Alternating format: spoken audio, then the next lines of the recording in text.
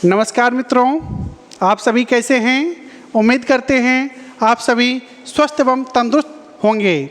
मैं नीतीश झा इससे पूर्व श्री राम IAS, निर्माण IAS एवं इनसाइट IAS में अपना टीचिंग कार्य दे चुके हैं, यानी वहाँ पर टीचिंग कर चुके हैं और आप लोगों के समक्ष BPSC दर्शन के माध्यम से आप लोगों को बिहार स्पेशल और इंडिया की हिस्ट्री हम कक्षाएं लेंगे और जो हमारे फैकल्टी मेंबर्स होंगे आपके अलग अलग सब्जेक्ट्स लेंगे। तो आप लोग का वापस मैं नीतीश झा BPSC दर्शन के YouTube चैनल पर हार्दिक स्वागत एवं अभिनंदन करते हैं। आज का हमारा टॉपिक है बुद्धिज्म, यानी आपका हो गया बौद्ध धर्म।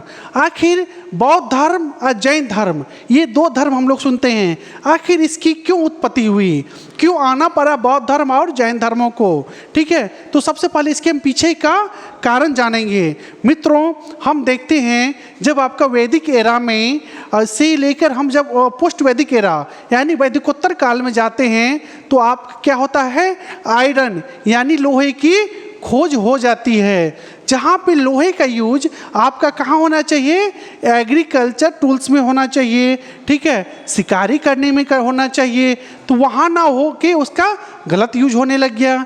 ठीक है, उस समय की यदि हम बात करें तो यानी वैदिकोत्तर काल में क्या हो गया था, लोग आपके घरों में निवास करने लगे थे, एग्रीकल्चर करने लगे थे यानी कृषि करने लगे थे, पशुपालन करने लगे थे। उनकी वो क्या थी, मुख्य उनकी उद्योग था पशुपालन और एग्रीकल्चर। ठीक है मित्रों, तो आप देखिए, लेकिन उसी समय क्या हो गया था, तो कुप्रथाएं भी बढ़ गई थी। जहाँ पे हम लोग देखते हैं ऋग्वैदिक एरा में महिलाओं का सम्मान जो है चरमोत्कर्ष पे था। दैट मीन्स मेरा कहने का तात्पर्य ये हुआ, जो कि ऋग्वेद एरा में महिलाओं को सम्मान दिया जाता था, यानी यज्ञ में भाग ले सकती थी। ठीक है, आपका कोई महाभारत हो गया, रामायण हो गया या कोई भी ऐसा हो गया पाठ, वो पढ़ सकती थी, साथ ही साथ अपनी बातों को रख सकती थी सबके समक्ष।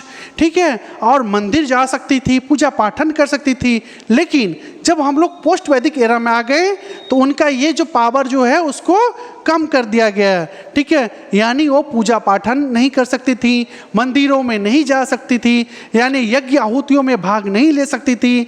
तो ये बढ़ गया। साथ ही साथ मित्रों, जब हम 6ठी शताब्दी से पूर्व यानी 6th सेंचुरी BC में जाते हैं तो हम क्या देखते हैं, जो कि इतना कुरीतियाँ बढ़ गया था, क्योंकि हम जब वैदिक एरा में आते हैं वहीं से क्या होता है, आपका 4 वर्ण जो आपका ब्राह्मण, क्षत्रिय, वैश्य और शूद्र का क्या हो गया, उद्भव हो गया। और वैदिक उत्तर काल में उसका हमें दुष्प्रभाव भी देखने को मिलता है। जो ठीक है, ब्राह्मण और क्षत्रिय कहते सबसे उच्च, वैश्य उद्योग धंधे और शूद्र जो क्या माने जाते थे, उन सभी का यानी वो नौकर, ठीक है, उन सभी को पालन करने वाले मानते थे, सभी का सेवक होते थे। तो आपका ये भी देखा गया, धर्म का कुरीतियाँ भी बढ़ते गया। ठीक है, यानी ब्राह्मण का काफ़ी इज्जत था, क्षत्रियों का इज्जत था, वैश्य का इज्जत था और शूद्र का इज्जत बहुत ही घट गया। ये भी एक आपका सामाजिक दुष्प्रभाव था। उसके बाद हम क्या देखते हैं, देवी देवताओं का ब्राह्मण या पंडितों का ये मानना था, जो कि देवी देवताओं को आप क्या करिए, पशु बलि चढ़ाइए। तो वो लोग क्या करते थे, उस समय पशु की बलि चढ़ाते थे। जहाँ पे दुधारू मवेशी का कहाँ यूज लेना चाहिए, दूध में लेना चाहिए यूज, और जो नर पशु थे उसका कहाँ यूज लेना चाहिए, एग्रीकल्चर में यूज लेना चाहिए। ठीक है, उसका ज़्यादा यूज ना लेकर के कहाँ लिया जाने लग गया, तो आपका देवी देवताओं के बलि चढ़ाने में।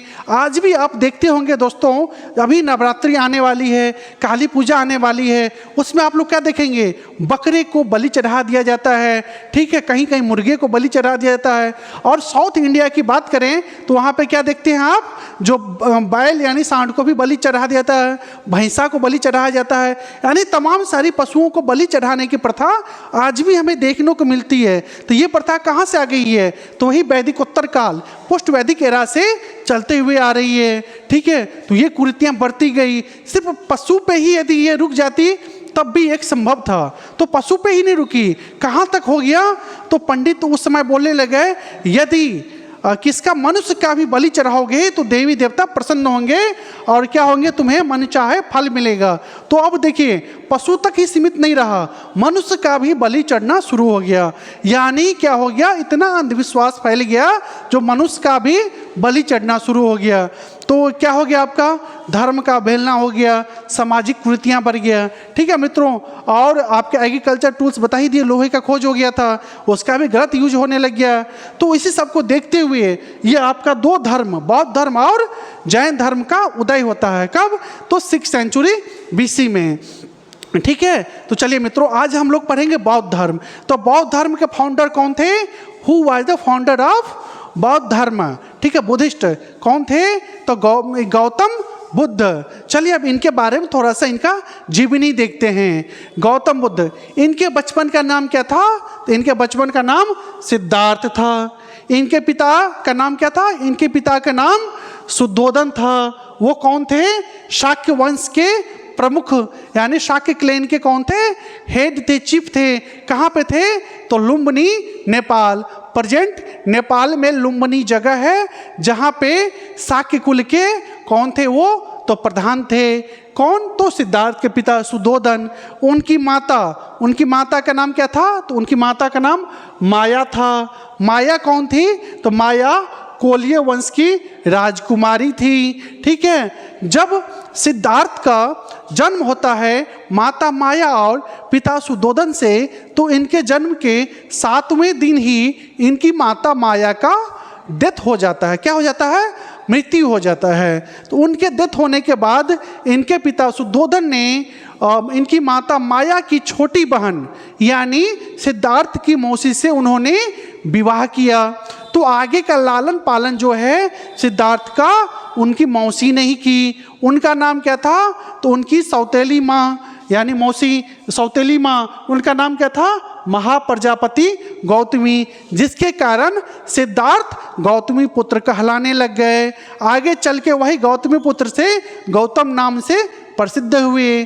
ठीक है मित्रों, चलिए अब इनका जन्म देखते हैं। इनका जन्म 563 ईसा पूर्व में हुआ था। मित्रों यहाँ पे थोड़ा सा कन्फ्यूजन वाली आपको देखने को मिल सकती है। आपका NIOS और इग्नू में 563 BC मेंशन है, तो वहीं NCERT देखें तो उसमें आपको 540 BC देखने को मिलेगा। तो दोनों ही सत्य है, दोनों ही सही है। ठीक है मित्रों, तो उनका जन्म 563 ईसा पूर्व में। ठीक है, उनका सिद्धार्थ यानी गौतम का जब वो 16 साल की अवस्था के हुए, तो 16 साल की अवस्था में उनके पिता शुद्धोधन ने यशोधरा नाम की कन्या से उनका विवाह करवा दिया। यानी उनकी पत्नी का नाम यशोधरा। वो विवाह के 1 वर्ष पश्चात उन्हें एक पुत्र की प्राप्ति हुई, जिसका नाम क्या हुआ, तो जिसका नाम उन्होंने राहुल रखा। ठीक है मित्रों, चलिए ये तो अभी हम लोग देख लिए। अब हम लोग देख लेते हैं उनका पुत्र हो गया।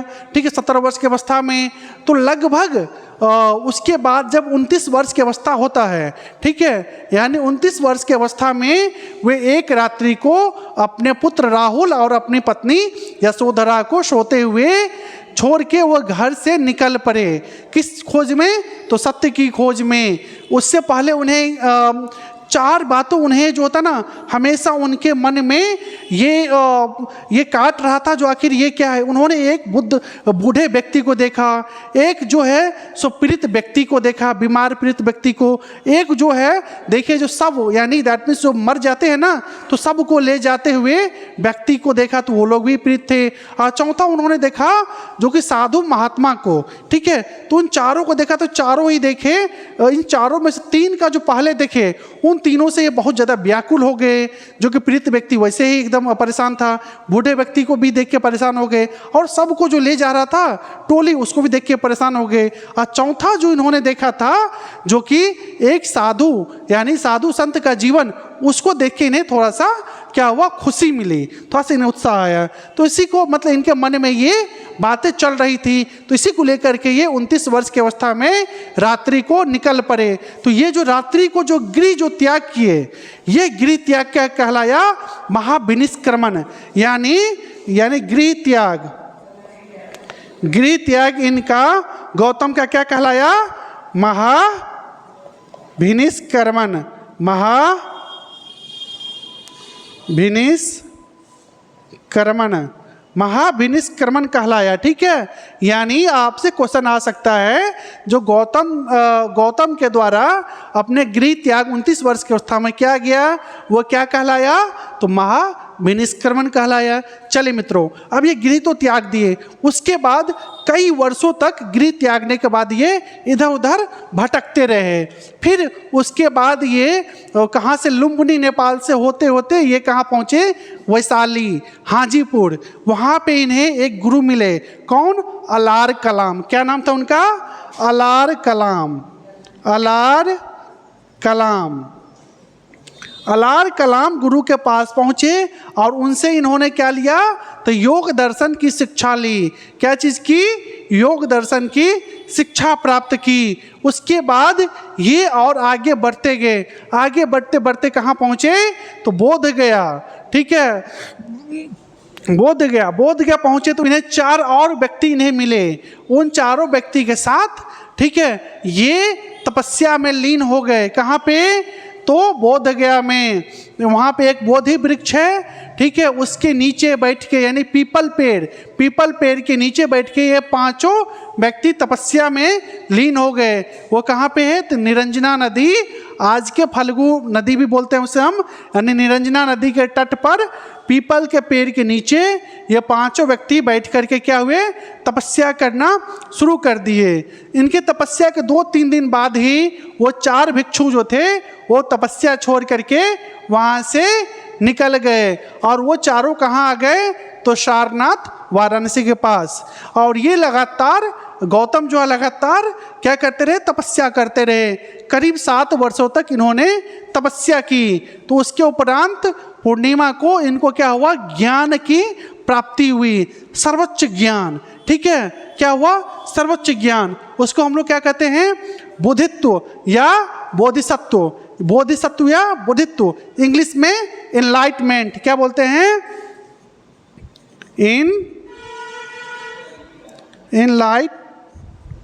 एनलाइटमेंट, यानी बोधिसत्व,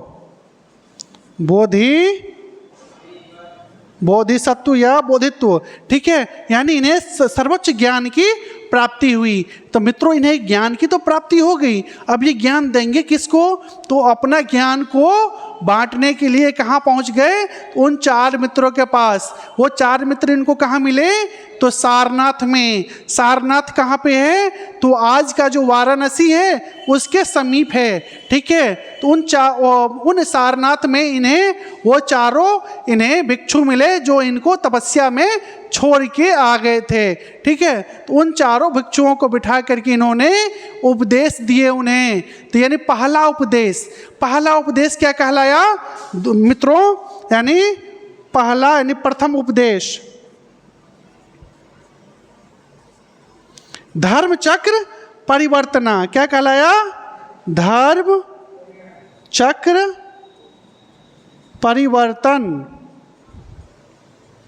धर्म चक्र परिवर्तन। ठीक है, यानी अपना ये पहला उपदेश जो देते हैं सारनाथ में गौतम बुद्ध, वो क्या कहलाया, धर्म चक्र परिवर्तना। अब देखिए, अब ये 1 से 5 हो गए। ठीक है, उसके बाद इनकी जो भिक्षुओं की संख्या बढ़ती गई और ये धीरे धीरे ये लोग प्रचार प्रसार करने लगे और जो है अपना विभिन्न जगह जा करके इन्होंने प्रचार प्रसार किया।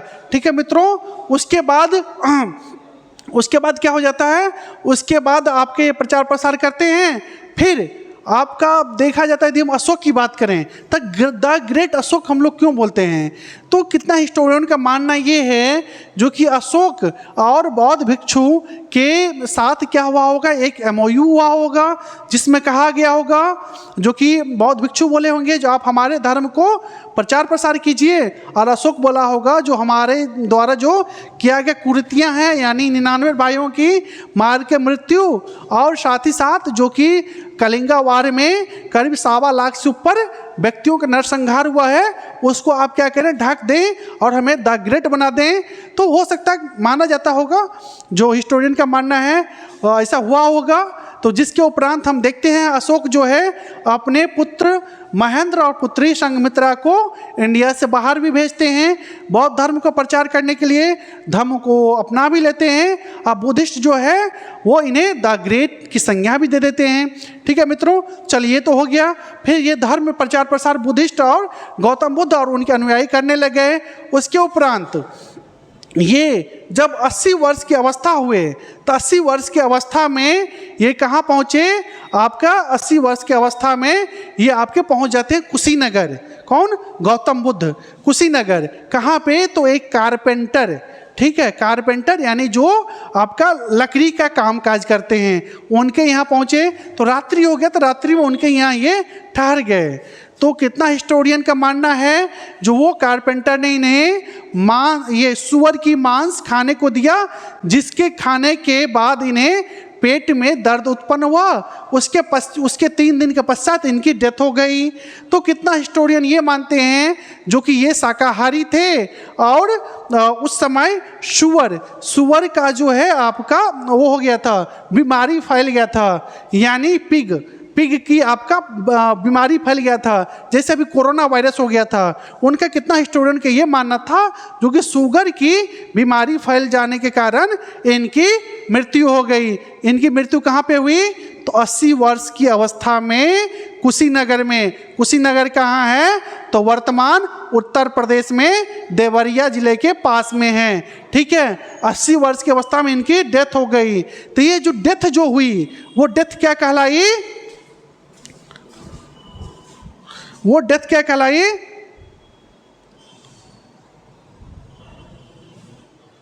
नहीं,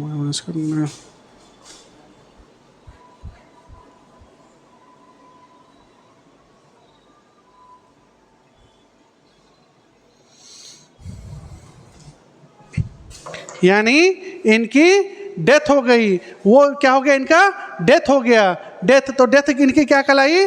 डेथ इनकी कहलाई आपका महाभिनिष्क्रमण। क्या? महाभिनिष्क्रमण।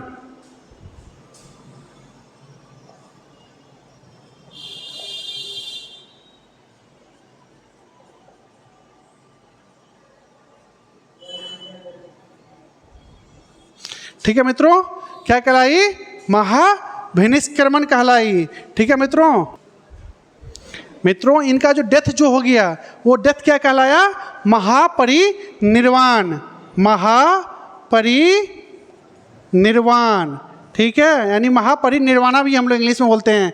ठीक है, देखिए मित्रों, अब हमें इससे क्या चीज़ हो गया, एक बार फिर से रिवीजन कर लेते हैं। इनका गृह त्याग क्या कहलाया? महाभिनिष्क्रमण। पहला उपदेश क्या कहलाया? धर्मचक्र परिवर्तना। इनका डेथ जो हो गया यानी गौतम बुद्ध का डेथ क्या कहलाया? महापरिनिर्वाण। ठीक है मित्रों, तो इसको भूलना नहीं है, इस पॉइंट को आप याद कर लीजिए। चलिए, ये तो हो गया। इनका डेथ कब हुआ? तो 483 ईसा पूर्व में। कब हुआ महापरिनिर्वाण? 483 BC में। 483 ईसा पूर्व में इनकी डेथ हो गई। तो इनका जब डेथ हुआ था उस समय कौन शासक थे? तो उस समय मगध के शासक थे आपके अजातशत्रु, जिन्होंने उसी वर्ष में 483 ईसा पूर्व में ही क्या किए थे? प्रथम संगीति यानी प्रथम बौद्ध संगीति का आयोजन करवाए थे। तो कुल 4 बौद्ध संगीति हुए थे, वो भी हम बारी बारी से देखेंगे। तो उससे पहले एक बार हम लोग इधर झलक मार लेते हैं। मित्रों, हमने देखा था उनके पुत्र राहुल थे प्रबोधन मतलब बोधि वृक्ष। ठीक है, कहाँ पे है ये? बोध गया में है। कहाँ पे? तो निरंजना नदी यानी फल्गु नदी के तट पे अवस्थित है। प्रथम उपदेश उसको हम लोग क्या बोलते हैं? प्रथम धर्मचक्र परिवर्तन कहाँ पे दिए थे इन्होंने? सारनाथ में। कहाँ पे है ये? वाराणसी के निकट। ये बुद्ध धर्म के, बुद्धिज्म के 4 आर्य सत्य है, यानी 4 नोबल ट्रूथ। अब वो 4 नोबल ट्रूथ क्या है इसको देख लें। इसको हम लोग निर्वाण भी बोलते हैं। पहला क्या है? दुख।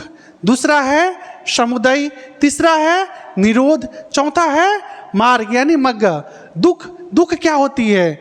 दुनिया में दुख है। ठीक है, उसके बाद समुदय मीन्स दुख की उत्पत्ति। उसके बाद निरोध मीन्स दुख की समाप्ति।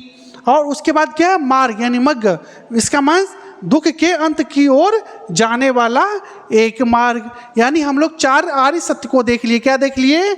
दुख, समुदय, निरोध और मार्ग। ठीक है, ये इनके 4 आर्य सत्य थे, 4 नोबल ट्रूथ्स। अब हम लोग देखते हैं बौद्ध धर्म की त्रिरत्न। तो इनके क्या त्रिरत्न हैं? बुद्ध, धम्म और संघ। बुद्ध, धम्म और संघ इनकी त्रिरत्न है, 3 रत्न है। अब हम देखते हैं बुद्ध धर्म में 3 पिटक हुए। ठीक है, 3 पिटक कौन कौन? विनय पिटक, सूत पिटक और अभिधम्म पिटक। अब हम लोग बारी बारी से इसके बारे में जान लेते हैं।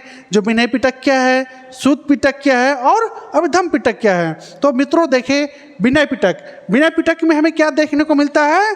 तो विनय पिटक में आचरण और अनुशासन के नियम, ठीक है, कैसे होना चाहिए, क्या आचरण करना चाहिए, क्या अनुशासन होना चाहिए, उससे संबंधित, और साथ ही साथ भिक्षुओं और भिक्षुणियों का मठवासी जीवन, ठीक है, मठ में कैसे जीवन व्यतीत करते थे भिक्षु और भिक्षुणी, उसके बारे में आपका संकलन मिलता कहाँ पे? हमें विनय पिटक में। चलिए अब हम लोग देखते हैं सूत पिटक। सूत पिटक में हमें क्या देखने को मिलता है? तो सूत पिटक में मुख्यतः बुद्ध की मुख्य शिक्षा या धम्म को शामिल किया गया है। साथ ही साथ इसे 5 निकायों में विभाजित किया गया है। वो 5 निकाय क्या है? तो आपका है दीघ निकाय, मध्यम निकाय, संयुक्त निकाय, अंगुत्तर निकाय और खुदक निकाय। ये 5 निकाय है। ठीक है, इसका हमें वर्णन कहाँ देखने को मिलता है? तो सूत पिटक में। अब हम लोग जाते हैं लास्ट अभिधम्म पिटक। अभिधम्म पिटक में हमें क्या देखने को मिलता है? तो अभिधम्म पिटक में भिक्षुओं की शिक्षा और विद्वतापूर्ण गतिविधियों का एक दार्शनिक विश्लेषण और व्यवस्थीकरण है, उसका हमें संकलन देखने को मिलता है अभिधम्म पिटक में। तो मित्रों अभी हम लोग ये देख लिए। अब हम लोग क्या देखते हैं? देखते हैं जो 4 संगति जो हुई थी, यानी 4 बुद्धिस्ट काउंसिल, उसको एक नज़र में हम लोग देखते हैं। कितना हुआ था? 4 बुद्धिस्ट काउंसिल। इसमें क्या कैसे बातें में ध्यान रखनी पड़ेगी? सबसे पहले रखनी होगी जो इसका समय काल क्या था, यानी टाइम पीरियड। उसके बाद हमें देखना होगा जो उस समय के शासक कौन थे, यानी रूलर्स कौन थे, वो हमें याद रखना होगा। उसके बाद हमें क्या और ध्यान देने की बात है? जो उस समय इसकी अध्यक्षता कौन के थे काउंसिल का, यानी प्रेसिडेंट, वो हमें ध्यान देना पड़ेगा। और उसके बाद हमें क्या ध्यान देना होगा? जो कि आपका कहाँ पे हुआ था, यानी स्थान यानी प्लेस, और लास्ट में उसकी क्या विशेषताएं थी। ठीक है मित्रों, तो चलिए हम लोग ये देखते हैं। और इससे पहले हम 2 ट्रिक बताएंगे, उस 2 ट्रिक से आपको याद हो जाएगा। ठीक है, उस 2 ट्रिक से आपको याद हो जाएगा। पहले एक बार हम लोग देख लेते हैं। पहला कहाँ पे हुआ था? राजगृह में। कब हुआ था? 483 ईसा पूर्व में। शासक अजातशत्रु, अध्यक्ष महाकश्यप। दूसरा हुआ था वैशाली में। कब हुआ था? 383 ईसा पूर्व में। शासक कालाशोक, अध्यक्ष सभाकामी। तीसरा कब हुआ था? तीसरा हुआ था पाटलिपुत्र में 250 ईसा पूर्व में। अशोक शासक थे, अध्यक्ष मोगलीपुत्तिस। और लास्ट कब हुआ था? लास्ट हुआ था कुंडलवन कश्मीर में 72 AD में। और कनिष्क शासक, और वसुमित्र और अश्वघोष उपाध्यक्ष थे। ठीक है, इसको हम लोग बस एक ट्रिक में देखते हैं मित्रों। याद करने की आवश्यकता नहीं, आपको वैसे ही याद हो जाएगा ट्रिक के माध्यम से। ध्यान दीजिए इधर। क्या हमारा पहला है? अका अक, अका अका अक मीन्स अ से अजातशत्रु, अ से अजातशत्रु, का से कालाशोक, का से कालाशोक, अ से अशोक, अ से अशोक, और क से कनिष्क। ठीक है मित्रों, देखिए अका अक, अ से अजातशत्रु पहला अजातशत्रु, का से कालाशोक दूसरा कालाशोक, अ से अशोक अशोक, क से कनिष्क कनिष्क। सही है। दूसरा ट्रिक रावा पाक, रावा पाक। इससे देखिए इससे स्थान याद हो जाएगा। रा से राजगृह, वा से वैशाली, पा से पाटलिपुत्र, अकौ से कुंडल वन। कुंडल वन कहाँ पे है ये? कश्मीर में।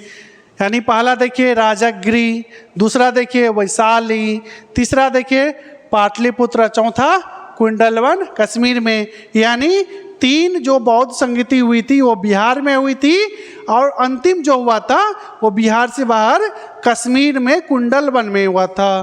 पहला हुआ था आपका राजगिरी में, दूसरा वैशाली में, तीसरा पाटलिपुत्र में, और चौथा अंतिम कुंडलवन कश्मीर में। याद हो गया मित्रों? अब हमारे क्या बच जाता है? अध्यक्ष। अध्यक्ष को भी हम लोग याद कर लेंगे। पहला क्या है? महाकश्यप, ठीक है। दूसरा क्या है? साबकामी। तीसरे के कौन थे? मोगलीपुत्तिस। और चौथे के वसुमित्र अध्यक्ष थे और अश्वघोष उपाध्यक्ष। कैसे हम लोग याद करेंगे? देखिए, महासाहब, महासाहब, महासाहब मुगल बाबू, महासाहब मुगल बाबू, ठीक है। यानी महासाहब थे कौन? मुगल बाबू। मुगल के जो थे ना वो क्या थे? महासाहब। महासाहब मुगल बाबू, ठीक है। माँ से क्या हो गया आपका? महा से हो गया महाकश्यप, महाकश्यप। साब से क्या हो गया? साबाकामी, साबाकामी। मुगल से क्या हो गया? मोगलीपुत्तिस, मोगलीपुत्तिस।